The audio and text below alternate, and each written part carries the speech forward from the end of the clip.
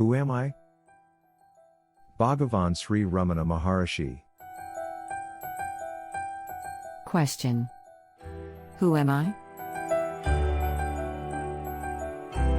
The gross body, which is composed of the 7 humors, dhatus. I am not. The 5 cognitive sense organs, viz. The senses of hearing, touch, sight, taste, and smell, which apprehend their respective objects, viz. Sound, touch, color, taste, and odor. I am not. The 5 cognitive sensory organs, viz.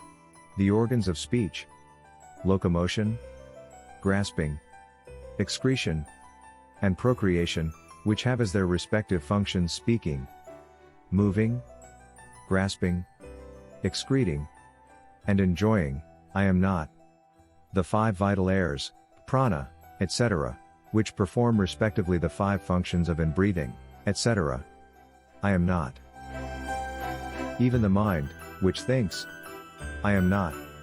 The nescience too, which is endowed only with the residual impressions of objects, and in which there are no objects and no functionings, I am not.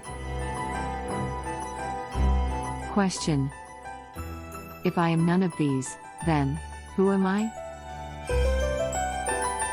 Maharshi. After negating all of the above mentioned as not this, that awareness, which alone remains, that I am. Question. What is the nature of awareness?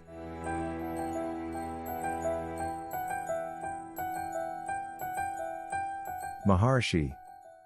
The nature of awareness is existence, consciousness, bliss. Question. When will the realization of the self be gained? Maharshi. When the world, which is what is seen, has been removed, there will be realization of the self, which is the seer. Question. Will there not be realization of the self, even while the world is there?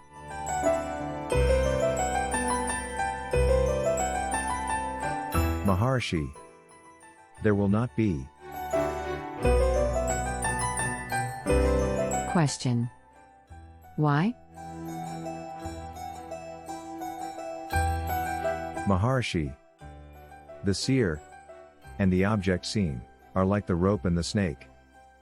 Just as the knowledge of the rope, which is the substrate, will not arise unless the false knowledge of the illusory serpent goes, so the realization of the self, which is the substrate, will not be gained unless the belief that the world is real is removed. Question. When will the world, which is the object seen, be removed? Maharshi. When the mind, which is the cause of all cognitions and of all actions, becomes quiescent, the world will disappear. Question. What is the nature of the mind? Maharshi. What is called mind is a wondrous power residing in the self. It causes all thoughts to arise. Apart from thoughts, there is no such thing as mind.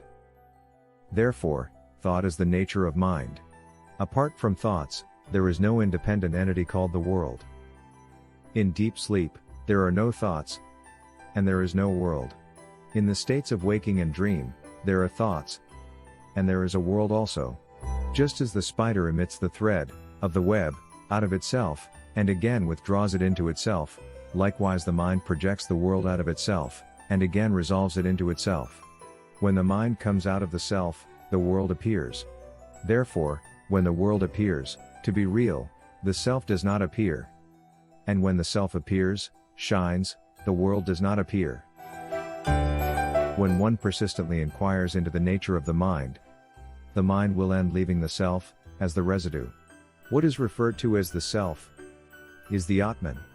The mind always exists only in dependence on something gross.